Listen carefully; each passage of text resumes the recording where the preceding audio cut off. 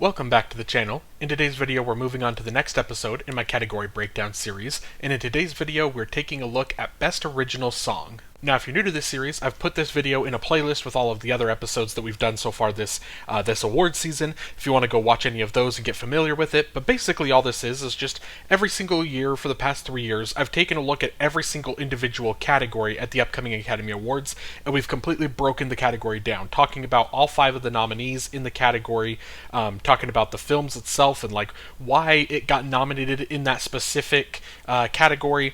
And then in these categories where it's the specific individuals that are getting nominated, we talk about those. So in this episode, for example, we're going to talk about the people that wrote the music and the lyric to these songs.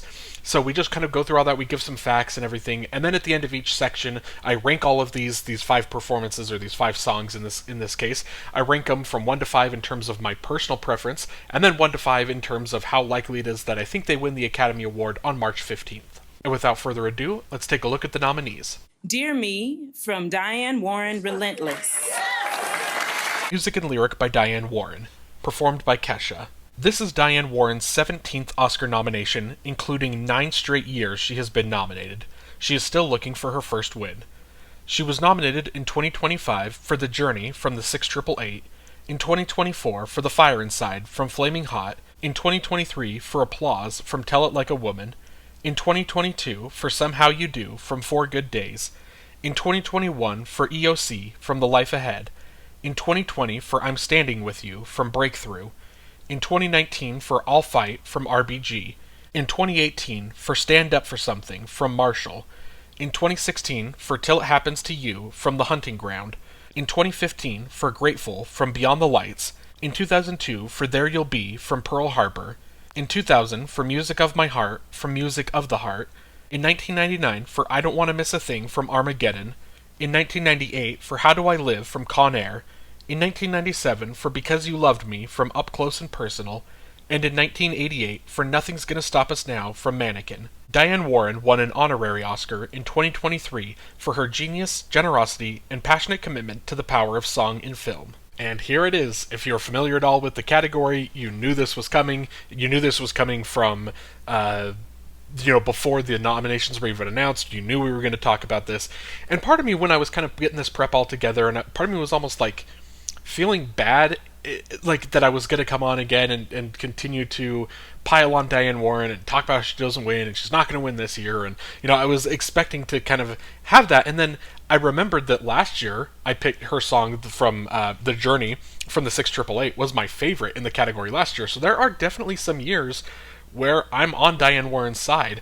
And even though, and I guess this is a little bit of a spoiler, even though I don't really like this song and it's not my vote at all in the category, I will say that I did, because even in these categories, I watch every single film that's nominated at the Oscars, and so even in this category, I don't just listen to the song, I go and I watch the whole movie. So I watched this documentary, the Diane Warren Relentless documentary, and I will say that after the documentary, I did come away almost like a bigger fan of hers than I was, obviously, at any point previously, because I do think that Diane Warren as a person, it's not like she's necessarily asking to be nominated for Oscars every single year, like it just kind of keeps happening, and then it keeps happening, and then she just doesn't win. And there are so many examples, you look at these, like, in retrospect, looking back at I Don't Want to Miss a Thing from Armageddon, like that, I don't know what else was nominated, but that couldn't win. How Do I Live couldn't win. Nothing's Gonna Stop Us Now couldn't win. She has these, especially the older songs that are just very iconic and amazing songs. Then there's obviously the whole situation with the I'm trying to look, I can't remember which one it is. It's the Lady Gaga, Till It Happens to You, the Lady Gaga song. There was that whole kind of moment where in hindsight, maybe that should have won, especially the way they kind of had it all set up at the Oscars. For me personally, I really love EOC from The Life Ahead. That's probably my favorite of her songs, like, in here. I would have loved for that to win. Like, there have been so many times where, like, she could have or should have won the Oscar, and then it just keeps not happening, and it's not like she's asking for it. And the thing is, in the documentary, you see that she's just such a very competitive person, and I can't imagine what that feels like to just continue to be nominated every single year, and just not win. So I could continue to kind of just talk about Diane Warren herself, but I do want to talk about the song a little bit in each of these categories. The song, Kesha does a great job on the song. It is a very beautiful, if kind of, I don't want to say like cheesy, but just kind of a very formulaic song, I would say, in a sense. And I also, in this category, I want to talk about the placement of the song in each of the films. Now, because oftentimes there's years where it's just like it's nothing but credit songs. This year, for the most part, I think there's only one, right? There's only one, I guess, kind of two, like credit songs.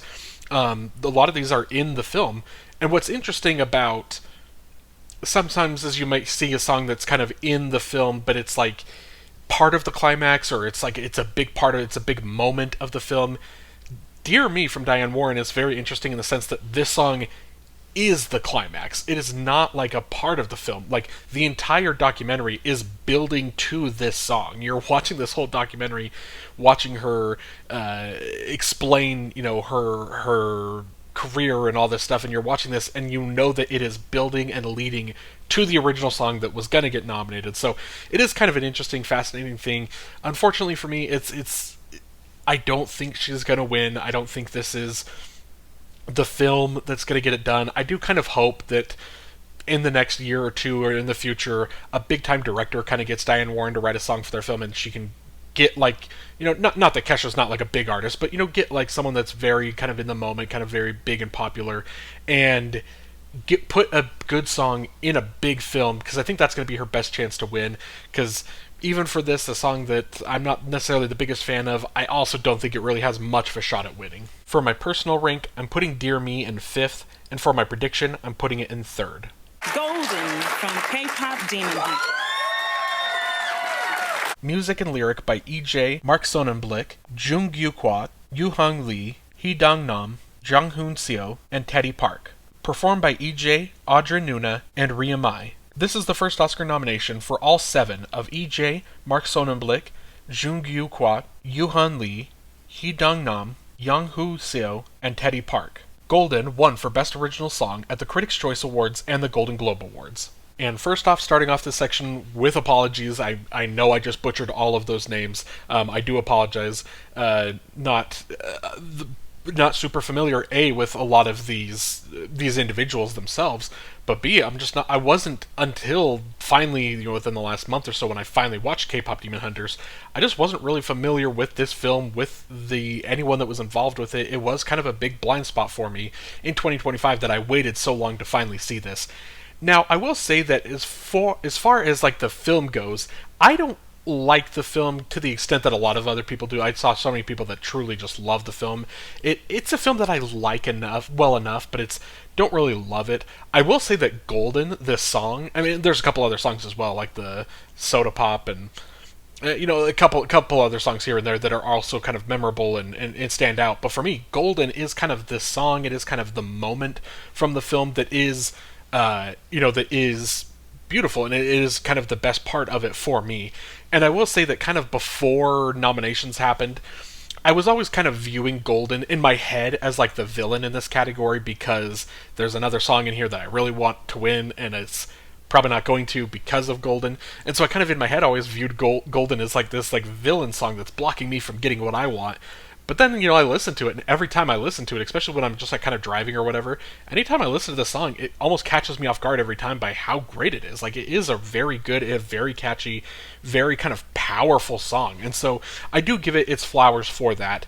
Golden, it also is another important thing there where it plays an important part of the narrative. It's not just a credit song. Like, it is a very important part pretty early in the film. I was almost expecting, when I was watching this for the first time, because at this point I knew the song, I was kind of expecting Golden to kind of be, like I was saying, part of the climax of the film, where it kind of is building to this moment, and then you get this big musical number. The song actually does kind of appear pretty early on in the film, and it comes up a couple different times in the film, but it's just at a very important moment in the film where it really kind of, it is essentially the thing that kind of really grabbed my attention and had me a little bit more locked into the film. Because, yeah, it is just kind of a very fun and empowering and just like kind of big, strong, essentially kind of song. It's an easy song to kind of belt and to really kind of get carried away with if you're singing. And so if this does go on to win, which it probably will, it will be a worthy winner. I'm just a little salty because the next film we're going to talk about is the one that I preferred to this. For my personal rank, I'm putting Golden in third, and for my prediction, I'm putting it in first. I Lied to You from Sinners. Music and lyric by Raphael Saadiq and Ludwig Göransson, performed by Miles Caton. This is Ludwig Göransson's 5th Oscar nomination and 2nd nomination in the original song category. He was nominated for Lift Me Up from Black Panther: Wakanda Forever in 2023. He has won twice in the Best Original Score category, in 2024 for Oppenheimer and in 2019 for Black Panther, and is nominated this year for Sinners. This is Raphael Saadiq's 2nd Oscar nomination. He was nominated in 2018 for Mighty River from Mudbound. I Lied to You was nominated for Best Original Song at the Critics' Choice Awards and the Golden Globes.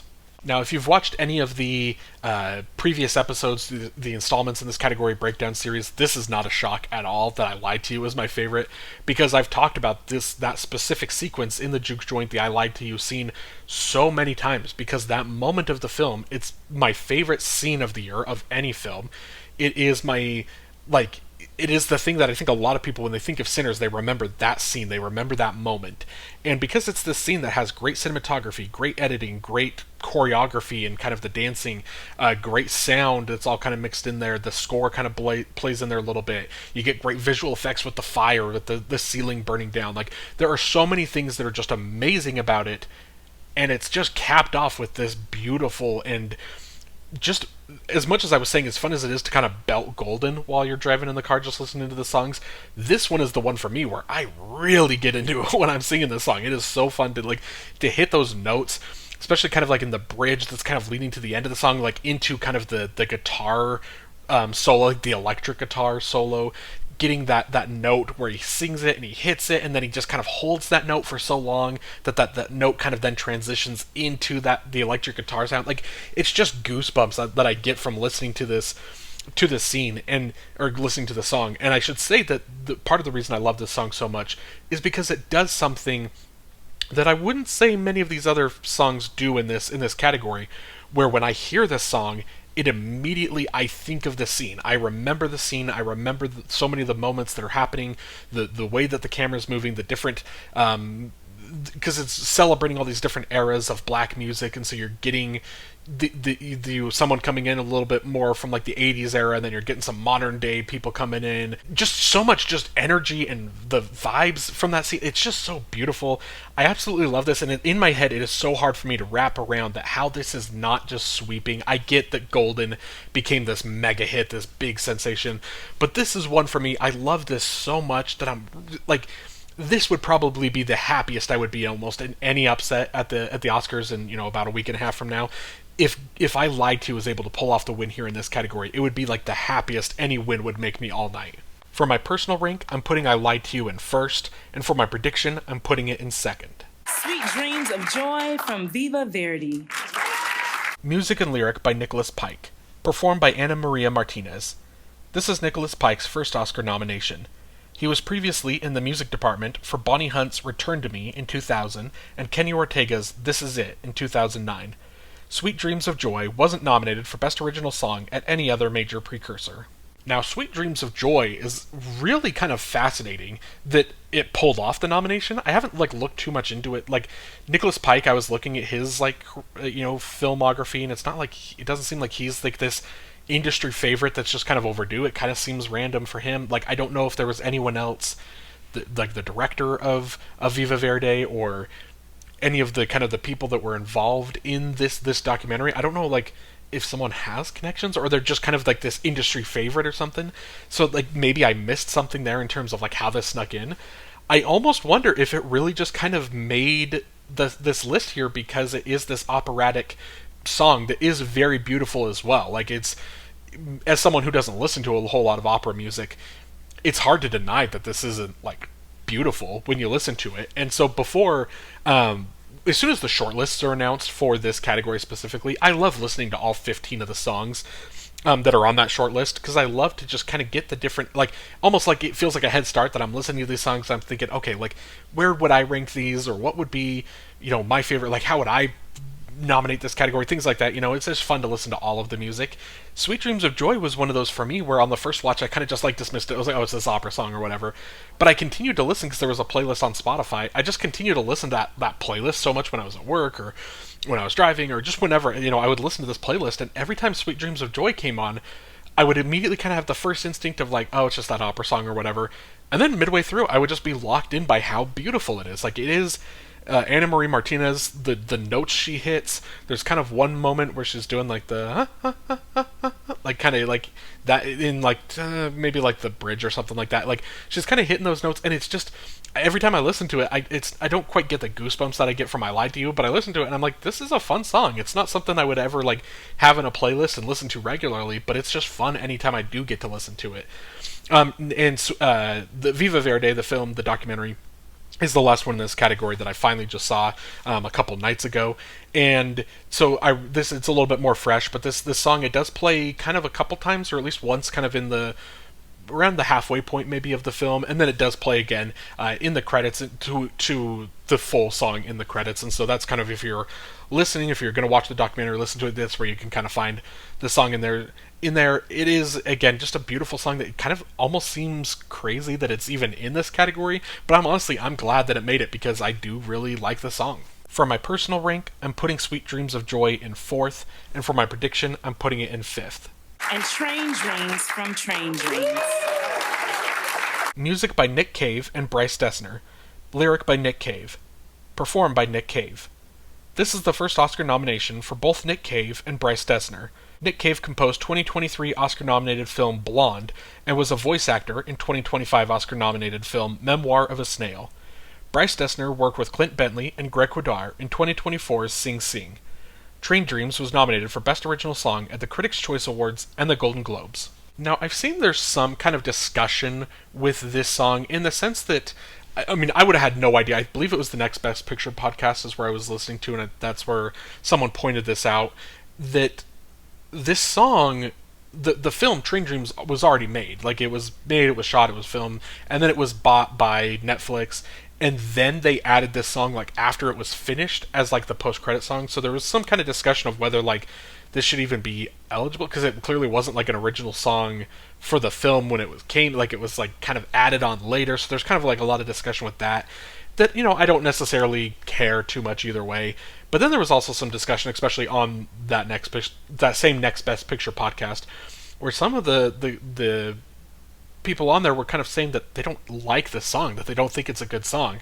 And that I just don't agree with at all. This is one for me that when I watched Train Dreams for the first time, I had already heard the song because I was doing the prep listening to all the Oscar nominated, the short list of the songs. So I'd already heard the song.